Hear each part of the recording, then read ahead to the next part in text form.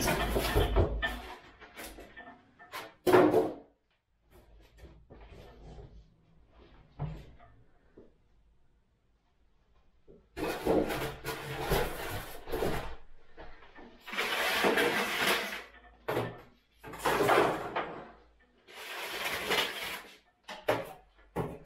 salut à tous. Alors aujourd'hui, donc comme tu l'as vu dans le titre, je vais faire la deuxième vidéo sur les travaux du sanitaire de la maison. Donc aujourd'hui, ce que je vais faire, c'est que je vais installer un chauffe-eau. Donc en plus de la chaudière, comme je l'ai dit dans la vidéo précédente. Donc il y a un échangeur de chaudière qui est là, la chaudière qui est là, et alors là l'échangeur. Et alors je vais venir installer le chauffe-eau qui est ici. Je vais faire un système pour faire en sorte que les deux puissent être utilisés indépendamment en été ou en hiver. Le boiler pour l'été et la chaudière pour l'hiver. Et le fait que je fasse ça, en fait, c'est pour que je puisse éteindre la chaudière en été. Et alors en été, comme je vais avoir une installation solaire dont je vais faire une vidéo d'installation plus tard, je profite de l'énergie produite par les panneaux solaires pour chauffer du coup l'eau avec ce chauffe-eau électrique ici. Je te montre dans cette vidéo l'installation. Et alors ici, j'ai tous les raccords et les trucs à sertir pour faire le circuit. Donc première étape, ce sera d'installer le boiler. Donc je vais l'installer là. Donc là, j'ai un emplacement fait pour. Première étape, c'est de le placer. Et alors, deuxième étape, ce sera de faire tout le branchement de l'eau, enfin des tuyaux d'eau et d'électrique. Donc, ça, ce sera le programme pour cette vidéo. Donc, je vous reprends dans quelques minutes pour l'installation du boiler. Petite parenthèse aussi, dans la vidéo, je précise que je ne suis pas du tout un professionnel d'installation sanitaire. Donc, tout ce que je vais montrer dans cette vidéo, c'est pas spécialement juste. Donc, ça se peut que je fais des erreurs et tout. Je fais ça juste pour moi. Donc, c'est pas considéré comme un tuto, hein, c'est juste du divertissement et je vous partage comment moi je le fais. Mais c'est pas spécialement la meilleure méthode. Il y a moyen il y a certains endroits où je fais pas les bons trucs. Mais au lieu de critiquer, vous pouvez alors dire en commentaire qu'est-ce que je fais bien, qu'est-ce que je fais mal, et comme ça tout le monde peut apprendre comment ça fonctionne. Donc allez, je vous reprends pour la vidéo.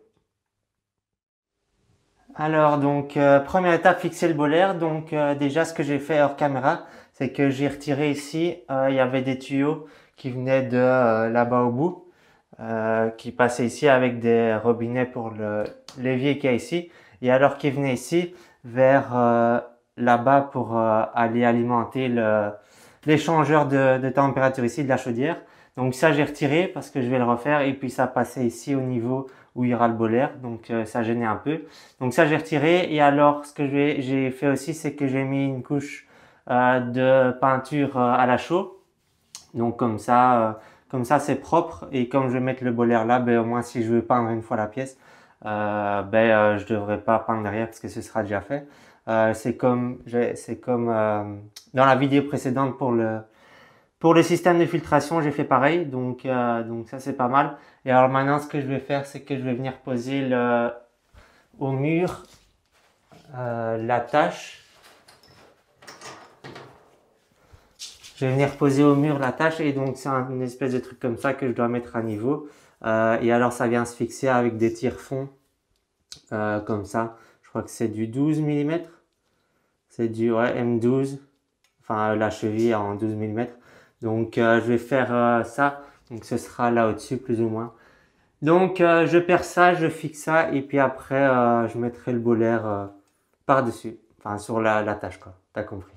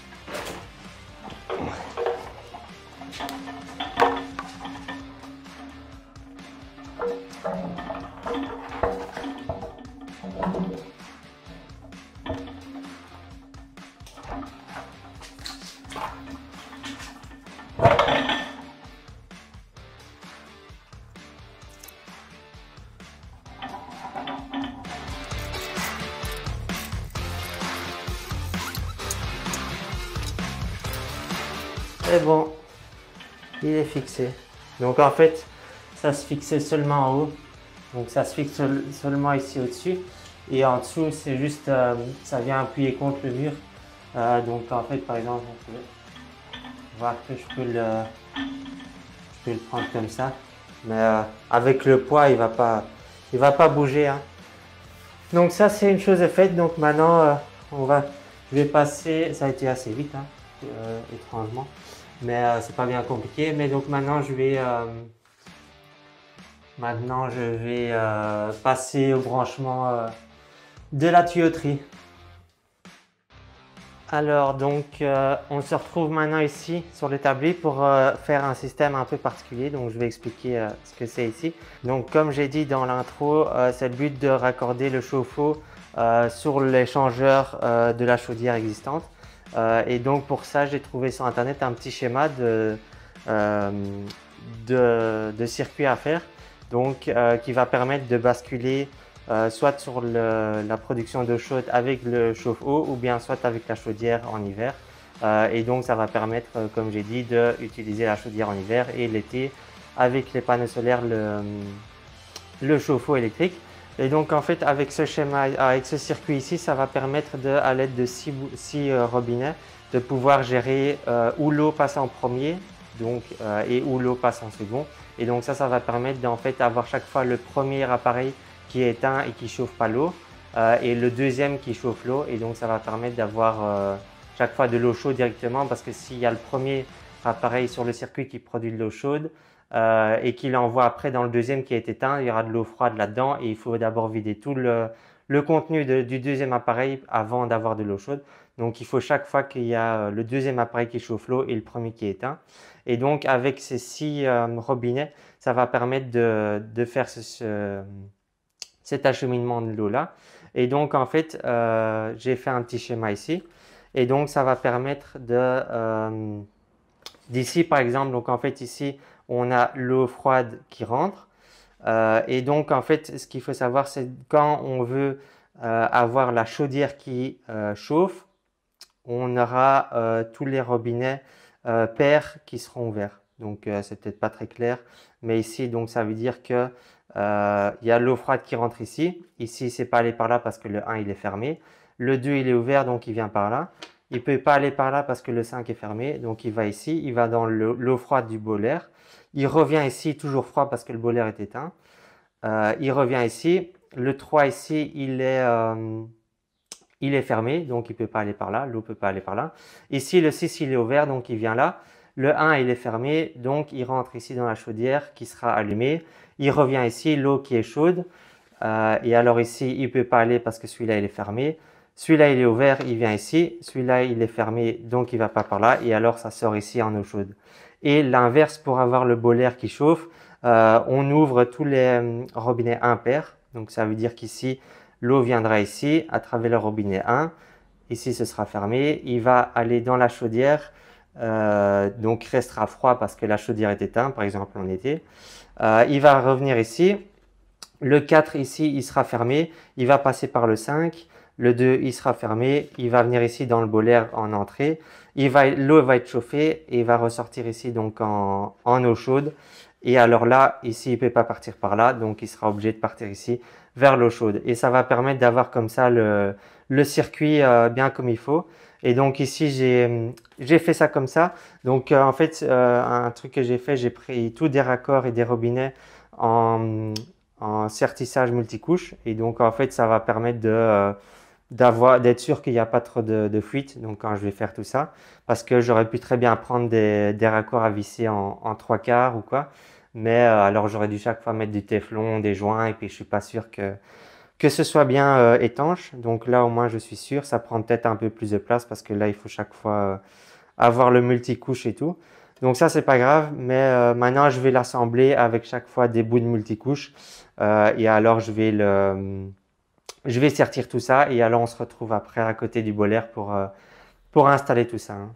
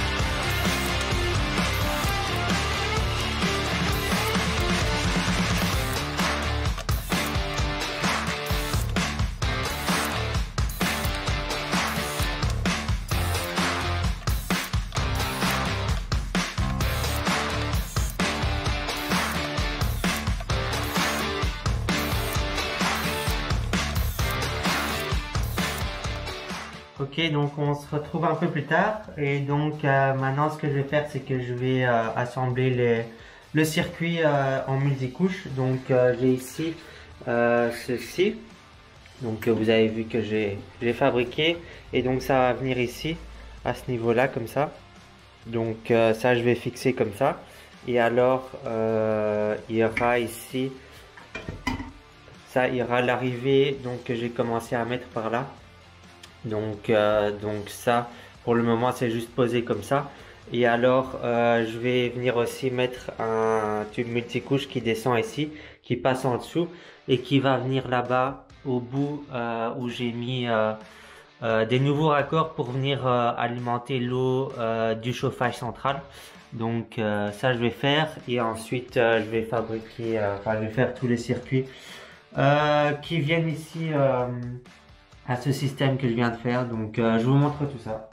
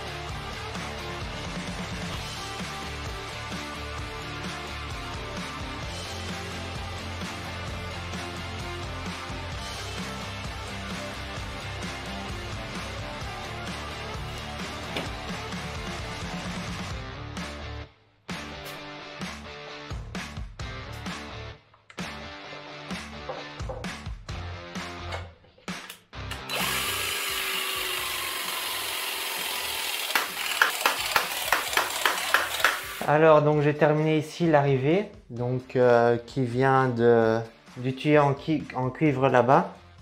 Donc ici, et alors ça vient ici, tout ça j'ai serti. Il y a le tuyau ici en bas qui part vers le circuit de la chaudière.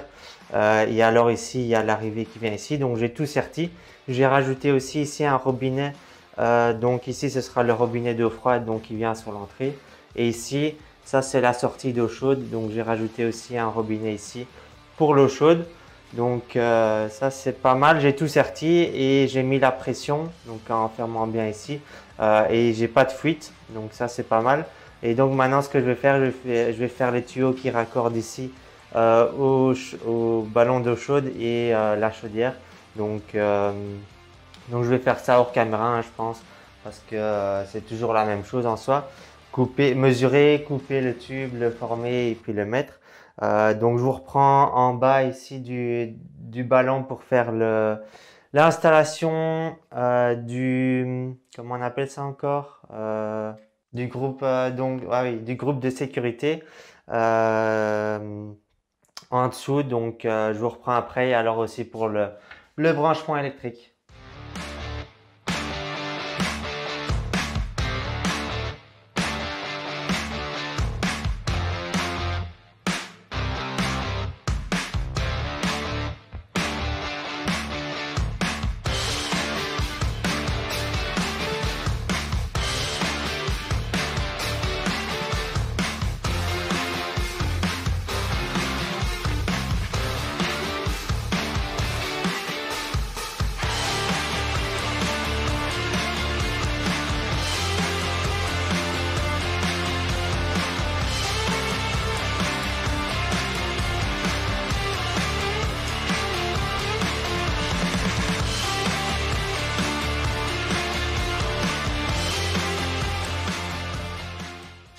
Et voilà, donc j'ai terminé ici le circuit enfin tous les circuits d'eau. Donc comme on voit derrière moi, c'est assez complexe quand même quand on voit ça. J'ai vraiment pris pas mal de plaisir à le faire, c'était assez chouette. J'ai pris mon temps, hein, j'ai fait ça quoi en 2 jours environ, tranquillement. Donc comme je suis pas expert, c'est peut-être pas super bien fait non plus, mais moi ça m'a éclaté de le faire. Donc c'est pas mal. Donc maintenant on voit qu'il y a ici les deux qui descendent vers le bolaire ici, donc avec le groupe de sécurité ici à droite. Et à gauche là j'ai mis un raccord diélectrique, donc c'était livré avec. Je pense que c'est quand on met du cuivre. Je pense que c'est pour quand on met des canalisations en cuivre, et ben ça vient pas créer enfin ça vient séparer électriquement le réseau cuivre et le bolaire pour si jamais il y a une défaillance électrique dans le bolaire, ça vient pas mettre de l'électricité dans le circuit électrique, dans le circuit de cuivre. Mais donc là, comme c'est du multicouche, ben, il n'y a pas d'inquiétude, mais bon, je l'ai quand même mis. Je pense hein, à vérifier si c'est vraiment ça. Mais donc maintenant que tout est fait au niveau des tuyaux, d'ailleurs on voit ici au-dessus de moi les tuyaux d'arrivée et de sortie de l'eau chaude. Donc avant le tuyau ici, il allait tout droit comme ça. Et donc je l'ai coupé et alors j'ai fait, je suis parti comme ça avec du tube multicouche pour descendre dans l'installation. Donc voilà, ça c'est ça. Et donc maintenant que tout est fait, eh ben, je peux venir brancher électriquement le bolaire. Et donc ce que je vais faire, c'est que je vais venir y brancher en dessous une prise comme ça. Donc une prise mâle avec au bout les fils dénudés que je vais venir mettre sous le bolaire. Et alors au mur, je vais venir y mettre ici une prise toute bête, hein, vraiment toute classique comme ça. Et alors je vais venir provisoirement me piquer sur la boîte ici qui est la boîte de sécurité de l'époque, hein, il y a pas mal de temps, de fusibles, avec des fusibles comme ça. Et je vais venir me piquer là-dessus provisoirement parce que de toute façon, je vais devoir refaire toute l'électricité de la maison et de la cave, donc enfin de tout. Donc là, provisoirement, je le mets là-dessus. Et alors plus tard, quand je referai l'électricité, ben, je vais venir ouais, faire tout un circuit meilleur, je sais pas encore comment, et aller au tableau électrique avec un disjoncteur adapté. Donc voilà, ça je fais. Et alors je vais vous montrer aussi, je vais mettre une petite prise comme ça qui va permettre de... c'est une prise connectée Philips Hue. Donc ça va permettre de gérer quand le boiler produit de l'eau chaude. Et donc comme j'ai dit déjà, je vais avoir une installation de panneaux solaires. Et comme j'ai envie donc que je produis de l'eau chaude en journée, comme ça l'eau chaude sera produite avec l'électricité des panneaux solaires, et ben je vais mettre cette petite prise connectée pour pouvoir allumer le boiler seulement la journée et alors l'éteindre la nuit. Donc ça c'est pas mal. Donc ça je vous montre et alors je vous reprends après pour l'intro, hein, pour montrer tout et aussi surtout mettre de l'eau dans le circuit pour voir s'il n'y a pas de fuite et puis alors à un moment donné ce sera bon, hein. Allez, je vous montre ça.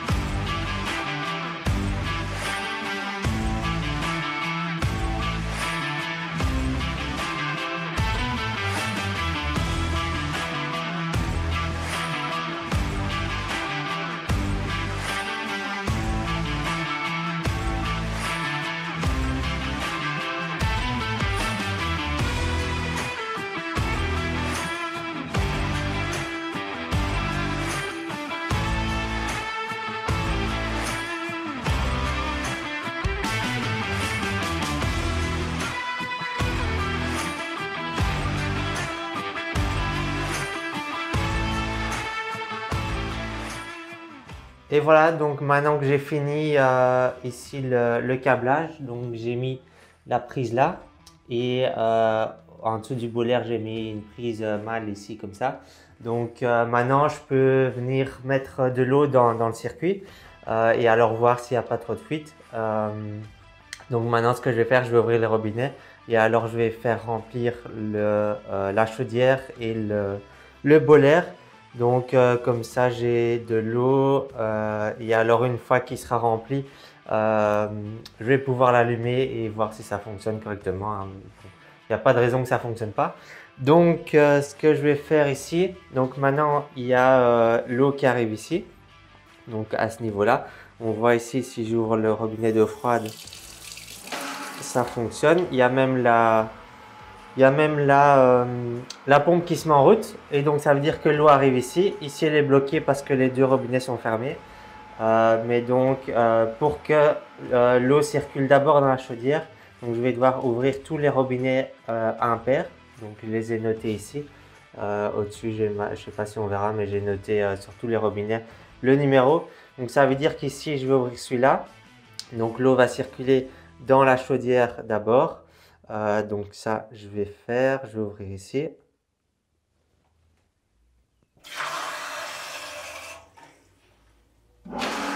Voilà, donc ça a mis la pression, ça va là-bas dans la chaudière et alors ça revient normalement par ici au-dessus.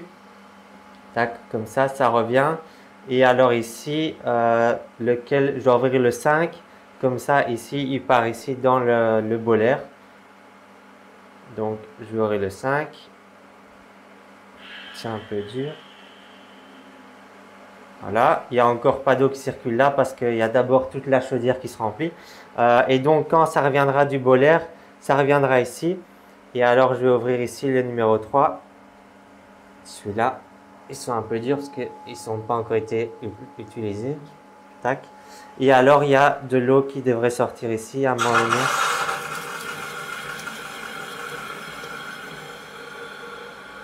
Ouais, donc ici pour le moment, ici ça s'est ouvert. Donc ça c'est le retour d'eau chaude. Et donc dès que j'ai de l'eau qui sort d'ici, et ben, ça veut dire que mon boiler et ma chaudière sont remplis. Donc on voit qu'il y a on entend peut-être qu'il y a la pompe qui tourne. Et donc ici dès qu'il y a de l'eau qui sort, c'est que c'est rempli. Donc ça va peut-être durer quelques minutes. Il y a quand même 100 litres plus 90 litres, donc 190 litres à remplir. Donc ça va prendre peut-être un petit peu de temps. On voit ici au niveau du petit témoin de débit que la pompe est en train de pomper à 20, je sais pas si on verra, à 20 litres minute. Donc ça veut dire que je dois attendre quelques minutes avant que les deux ici soient remplis. Donc je vous reprends dès que c'est rempli. Et voilà, donc j'ai l'eau qui coule ici. Donc ça a duré quand même quelques minutes et on voit que c'est de l'eau un peu brune. Je sais pas si on verra très bien, mais c'est de l'eau quand même assez brune, donc je vais laisser un peu couler quand même. C'est peut-être l'eau qui... C'est peut-être un peu de la crasse qui stagnait au fond de la chaudière ou au fond du boiler, bien que ça m'étonnerait parce qu'il est neuf, mais je vais laisser jusqu'à ce que ce soit un peu plus clair comme eau. Mais donc là, maintenant ça circule bien. Donc ça veut dire que ici c'est bien rempli les deux. Et je le vois que ici, je sens que le poids est bien lourd, donc c'est qu'il est bien rempli. Donc je vous reprends après pour le branchement électrique. Alors donc maintenant que le boiler ici électrique maintenant il est branché, enfin il est rempli d'eau, je peux maintenant le brancher électriquement. Donc on peut pas le faire avant parce qu'il faut pas que la résistance fonctionne quand le boiler est à vide. Donc comme j'avais dit dans l'intro, je vais mettre ici une prise connectée qui va me permettre de décider quand le boiler va fonctionner. Donc ici je fais un petit unboxing. Tac. Ça, la notice, on s'en fout.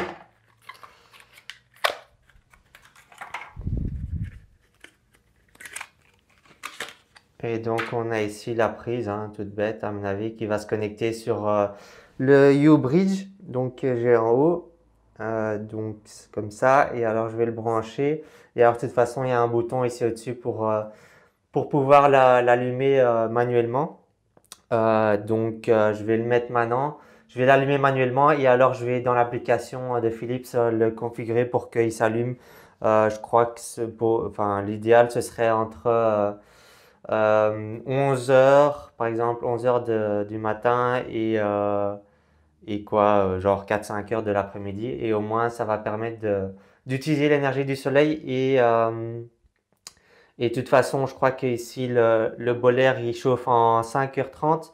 Donc, au final, ça veut dire qu'en une journée, il pourra être chauffé pour, par exemple, le soir ou quoi.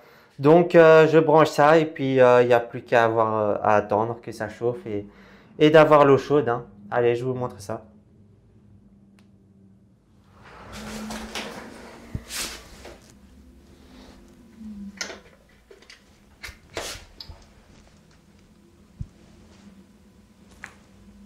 Petite lumière verte, je sais pas ce que ça veut dire. Je branche le boiler. Et là, qu'est-ce qu'on voit? On voit la petite lumière orange et ça, je crois que ça veut dire qu'il est bien branché, il chauffe.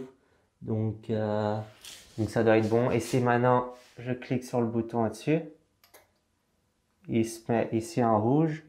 Et alors, probablement qu'il est éteint. Ouais, on voit plus la petite lumière. On voit une qui clignote pour dire qu'il est en sécurité ou pour pas que la résistance s'oxyde ou je sais pas quoi, parce qu'il y a une petite batterie à l'intérieur. Je n'y connais rien, mais bon. Donc là, je vais le laisser allumer. Et donc ici maintenant, c'est allumé. Je vais le laisser tranquillement chauffer. Et alors, je vais voir dans quelques heures si on a bien de l'eau chaude, hein. Allez, je vous reprends alors pour la fin de cette vidéo. Et voilà, évidemment, j'ai oublié de faire l'intro, hein, donc je la fais maintenant après le montage.